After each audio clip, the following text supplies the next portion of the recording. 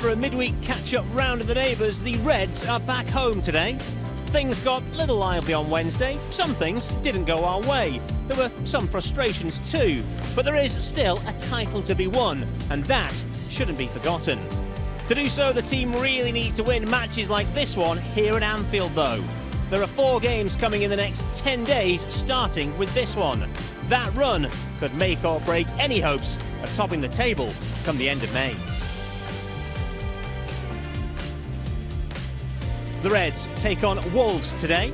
It's a 2 o'clock kickoff, and that is when we will bring you live audio commentary of all the action.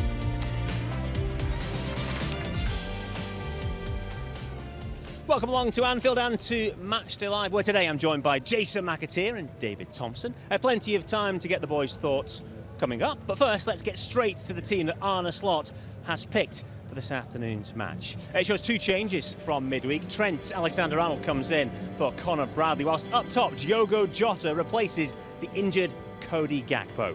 The team in full is as follows then. It's Alisson Becker, Virgil van Dijk, Ibu Konate, Luis Diaz and Dominic Szoboszlai, Alexis McAllister, Mohamed Salah and Diogo Jota. This is Jota's first Premier League start since the game against Chelsea way back in October.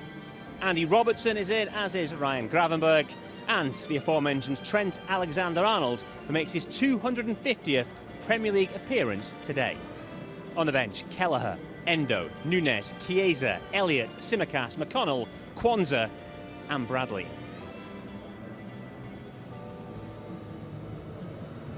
Gentlemen, good afternoon. Good to see you once again. We'll get into a full debrief about what happened at Goodison later in the programme. We'll dig into some of the key parts of it. But in terms of the overall feeling of it, how difficult for the players, Jason, to box that off and refocus on matters in hand today? Well, first of all, it's quite a unique fixture, the derby. I mean, Tomo will tell you that we both played in them. And it was, obviously, there was added spice being the last derby at Goodison Park. The crowd, I mean, I was there, the crowd were right up for it. So it was quite a unique experience. Liverpool have handled that really well in the past 10 years, not played the occasion and got the results.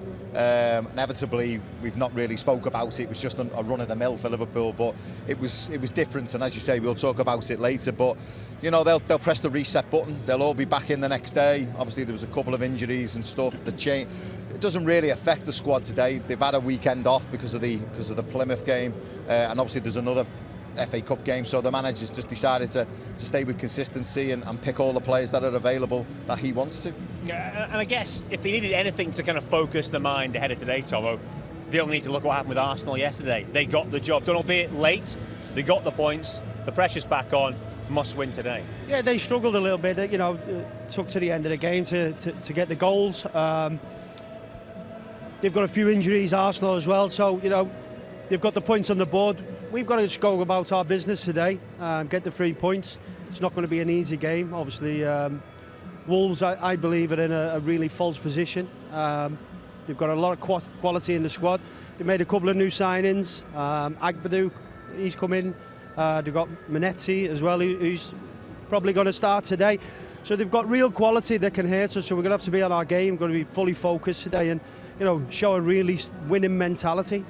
What we do have today, Jason, is Diogo Jota back in from the off, and a Diogo Jota at his best, at his sharpest, could be a real asset in these matches coming up, couldn't it? Absolutely, and you know, we've got different players with different skill sets. You know, you look at Darwin Núñez, causes havoc, chaos, likes to run in behind. You know, will feed on the scraps. But then you have the clever Diogo Jota who will come deep, get into little pockets, make defenders think about where their positions are on the pitch, create space for other players. So there's lots of different options. We've had Luis Diaz down the middle as well. So there's lots of different options, and I don't think anyone. Obviously, the crowd have their favourites. You know, some obviously fancy Diogo Jota a little bit more, some fancy Darwin Núñez. But it's horses for courses, really. And whatever challenge is put in front of you, the manager's seems to be picking the right personnel, you know, to play in that position. But I've got no qualms at all with Diogo Jota. I think out of all of them, he needs to be managed a little bit better than the others because of his injury record, maybe wrapped up in cotton wool, maybe minutes. You know, he doesn't need to play 90 minutes when we're 2 or 3 up. So in the case of him playing today, absolutely no problems whatsoever. I don't particularly think he's a fragile player. I just think he's probably too brave for his own good. You know, you see him when he plays in that number 9 position. He's actually getting into real confrontations with huge centre halves, and we'll probably see it again today. You know, Agbadou's an absolute beast. He's a phenomenal footballer. He's probably going to play for the top 4 or 5 club within the next 4 or 5 years. He's a top-class centre-half, so it's going to be a decent challenge today for Diogo Jota, and he is going to have to be, you know, he's going to have to be on the ball. But Jason points to the fact that the injuries he's picked up, the fact he hasn't started a Premier League game since, 4 months ago, that just kind of underlines how much we've not been able to call him. So whatever the rhymes or reason, if we can get him through these matches, it's a big thing to be able to add into the mix. And just because he's got that poacher striker's instinct that maybe the others don't quite have. Yeah, he has got a striker's instinct, but I don't actually think he's an out-and-out number 9. I think he's really looked, at times he's looked frustrated to me, playing in that position, you know, where he can't get on the ball. Under the Klopp regime, when you were playing on that counter-attacking style football, yeah, I think he looked great at times, and I think he really enjoys that. But in a more controlled build-up, when he has to, you know, take up a position and really hold his ground against a top-class centre-half or a really strong centre-half, I think he's really struggled and showed frustration. So, yeah, going to be an interesting game today. Really interesting. He comes back into the mix, as does Trent. And Trent, I guess we know what he brings. He'll have that licence to roam in a little bit more in field, pick a pass, try and find that through ball to get through what might be a difficult Wolves backline to break through. Yeah, the Trent's a funny one for me. I don't think he's in the best vein of form. I think on the ball, I don't think you can knock his quality. Listen, if he's got time and space, he's got possession of the ball, inevitably he'll find something. Maybe it goes a little bit too much Hollywood at times. Maybe the easier passes on. But listen, if you've got someone in a team that can produce what he does, why not let him? You know, if he loses it now and again, then so be it. But defensively, you know, I think it's an area he really needs to work on, to be honest. I think, you know, Liverpool do control the ball. They dominate possession, and sometimes he can get away with it. But teams do pinpoint that right-hand side, their left, as a weak spot or a strength for them. And, you know, teams have done that over the last few weeks. And it's something that he's really got to get a grip of. He's not venturing into midfield as much as maybe what Jurgen Klopp did sort of towards the latter years of Jurgen's tenure here. But certainly under Slot, you know, it is a bit more controlled, but teams do pinpoint that area. But it's a lot better, isn't it? It has worked a lot better when Konate started alongside him. When Konate started the season like a train, and he really allowed Trent to move forward because he was always able to kind of play that 1.5 positions almost. That's what we kind of need to find, that balance again, and both players to know how to work it between them.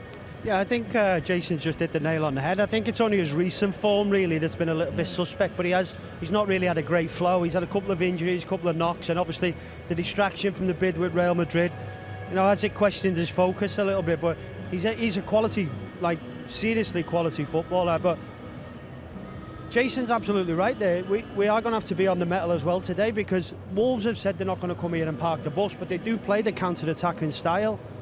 And I think they'll look to exploit that area. You know, when Trent moves forward, he leaves that little bit of space, and Konate is going to have to be on the ball, because one of their dangers is Matheus Cunha. He's a quality footballer. Also, they've got Guedes, who's got real pace and drive, and he looks to exploit that same area that Trent will leave.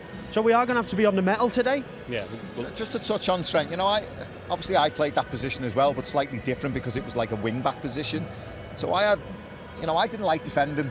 No one likes defending unless you're a centre-half and you're built for it. As a wide player, you do want to get on the ball and you do want to venture forward. That's where the excitement is, isn't it? And it's no different for Trent. What I had is cover with Mark Wright behind me, or John Scales, or whoever it was would shift across, because we played a 3. What you talk about with Konate is his experience when Trent vacates, takes him across and he edges on the side of danger, where Quansah, when he plays, he's only young and he's inexperienced and he doesn't see it. And I think that highlights the fact that Trent struggles defensively as well, because he gets caught out and then there's no cover, where Konate will get across and sometimes help Trent out. Listen, it is a criticism. He needs to brush up on his defending. He'll know that, the club will know that, the management team and the staff will know that. But going forward, as Tomo just said, there's no better right-sided player with the ball at his feet than Trent Alexander-Arnold. And you wouldn't bet against him pinging an absolute peach onto someone's toes this game and creating the goal that wins the game. That's what you get with Trent. OK, let's hear from Arne Slot now. And as you can imagine, the Merseyside derby and its aftermath were the main topics the media wanted to hear about this week. Here's the boss reflecting on events over at Goodison. What happened was that the extra time intentional 5 minutes that were ended up being 8. There happened a lot, and the emotions got the better of me. And if I could do that differently, if I look back at it, I would love to do it differently. I'm hoping to do it differently next time as well. But what has exactly been said or what has happened, I just told you there's an ongoing process, and I don't want to disturb that. So what are your reflections on your side's overall performance and the result then on Wednesday? It felt immediately after the referee blew his whistle that we lost 2 points, but during the whole 98 minutes I didn't feel constantly that we were the ones that were going to win the game. It felt like an equal game, and a draw would have been maybe a fair result. But with us leading after 97 minutes, we were quite close to winning the game, so it felt as if we dropped 2 points. But I think we won a lot Wednesday as well, and what I mean with that is if I look at the togetherness of the team together with the fans, how much they fought together to get the result over the line. We've been praised so many times this season about how well these players can play, but they showed a different side of themselves Wednesday. In my opinion, also much better than the year before. They were mentally so strong during a game that was played maybe in the most difficult circumstances for them as well. And to stay strong together, to fight so hard, to be mentally so strong, that gives me a lot of confidence for the upcoming 14 games. I already knew how well they can play, but the togetherness they showed during 98 minutes shows me that we are a very difficult team to beat. Well, given that there are going to be a lot of emotions and emotionally charged games in the title run-in now, are there learnings to take from Wednesday night? Like I just said, you mean from me or from the players? The players and the club as a whole, yeah. I think the players, I just said, so I can give the same answer again. They really stood up in a positive way for me. So mentally being so strong in those circumstances. If you don't play your best game, and part of our game plan was of course to prevent them from playing so many balls into our box. But it's difficult to prevent that if you concede 20 free kicks. So then you just have to act what is their strongest asset, maybe playing the balls in with all these centre backs and full backs coming up.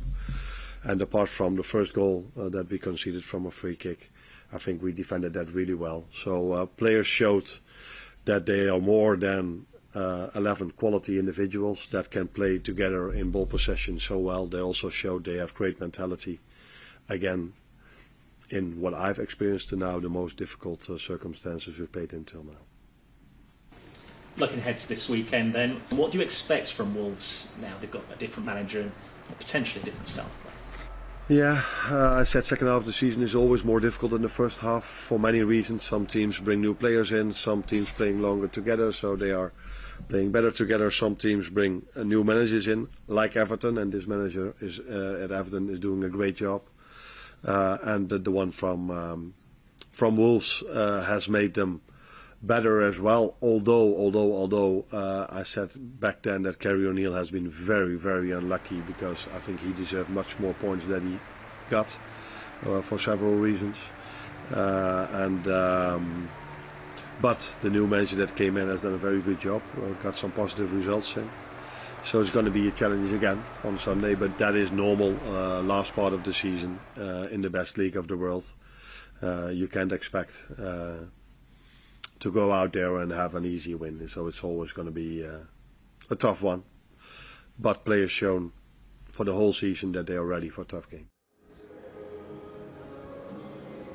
Yeah, Arne Slot has had a pretty seamless start to life here at Anfield, but this is the business end of the season. This is where the results really start to matter, and this is a big few weeks both for him and for this football club. And just looking at this particular run of games on the horizon, Jason, it's pretty intense.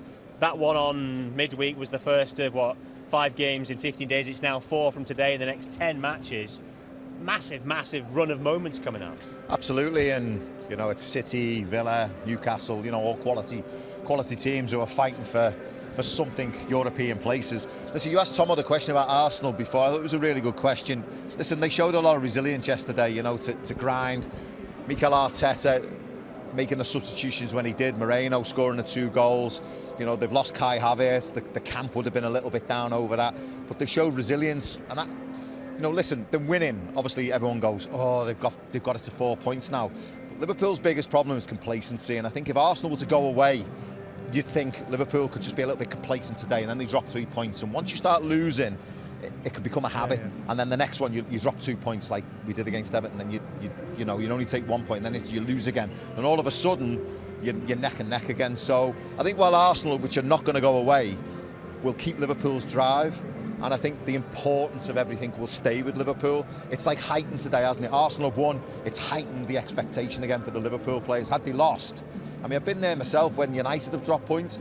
You don't go out a little bit cocky, but it's kind of like the edge has gone a little bit. But when they win before you play, it's like, it's that feeling of you can't lose. Yeah, well, you look at Arsenal's fixtures across this corresponding period. They've got obviously 1 game less because we've had the Villa game brought forward because we've got the League Cup final on the horizon as well. And it is going to be that thing of sort of tit-for-tat back and forth. But there is that thing, isn't it? The ability to put pressure on your opponents. You know, that result yesterday, Arsenal weren't brilliant. They've had difficulties, but they found a way. They did show that resilience. That has to refocus them. And now it's Liverpool's turn. You know, we go out and win today. Pressure shifts back the way down to London. Absolutely, and you know, as I mentioned before about showing the right mentality, and it's in these situations. Mentality. When you mention mentality, it's all about keeping focus when times get difficult, and when teams start putting pressure on you, just remaining focused on your job. And I think, you know, we've got the right manager. I think the players are focused enough to be able to do that. But yeah, it's a good opportunity we've got ourselves in. Oh, it certainly is. It's fascinating though, isn't it, how much the narrative can shift by a result. You know, look at, if we win today, all of a sudden, well, that's great, 7 points again, everyone thinks that's it, that was a blip, what happened, and midweek's actually not a bad point. But if we don't win today, and it's 3 games in a row if you include Plymouth, you know that some people outside of it, oh, that's it, Liverpool's bubbles burst now, that's them wobbling. And that's what you have to deal with within the dressing room. To be honest, the game against on Wednesday against Everton, it was 2 points dropped. You know, we're leading 2-1 with a minute to go. You know, when you go in a dressing room and you're fighting for the title, you don't really go in there and think, oh, we've let Everton in there. It's like, you think, just drop 2 points there. Yeah. You know, that could have been 9 points. That 9 points is demoralising for Arsenal. That is a kick in the teeth. You know, for them to look at the table and go, we're 9 points adrift, that's a lot to make up, plus the goal difference, you're 10 points.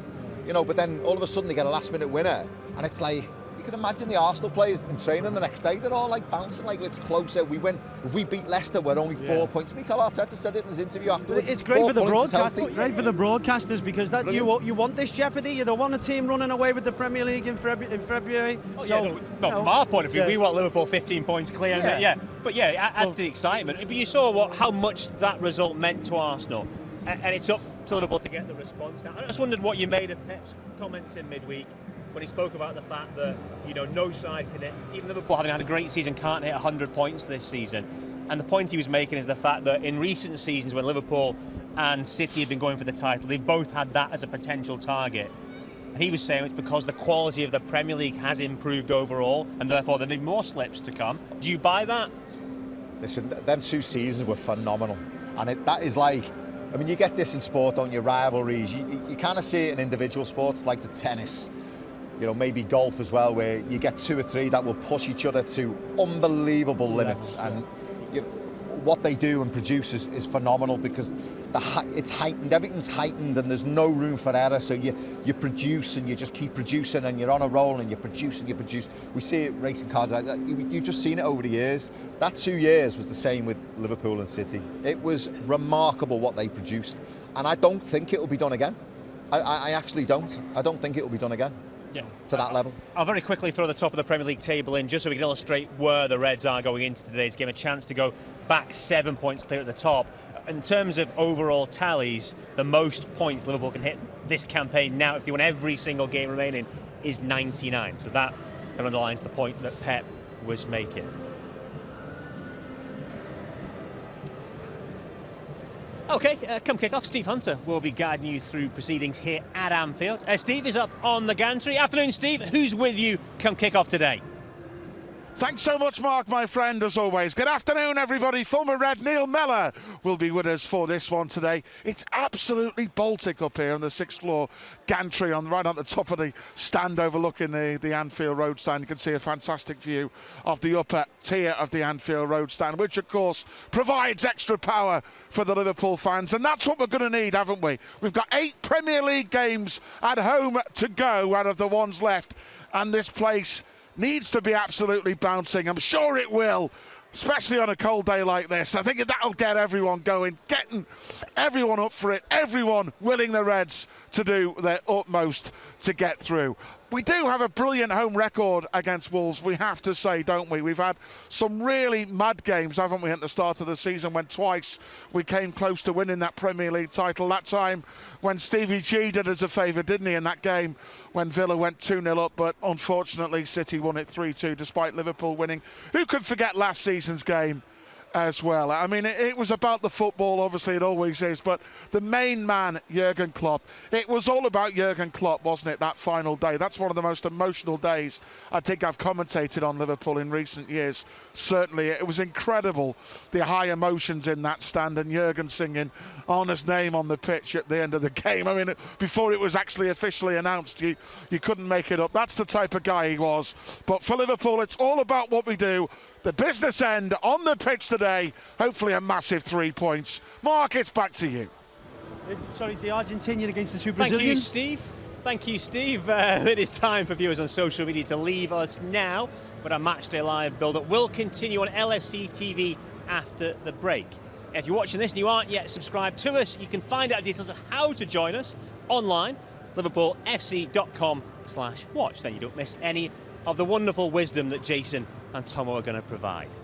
Coming up in that pre-match show, we'll look ahead to the game with Diogo Jota and Dominic Szoboszlai. As you've been hearing, just before kick-off at 2 p.m, Steve and Neil Mellor will guide you through all the action with our live audio commentary service. Then, after the full-time whistle, we'll be back down pitch side to look back at the game and bring you, of course, all the post-match reaction. That post-match show will also be available to listen to in the reaction later on the club's official podcast platform.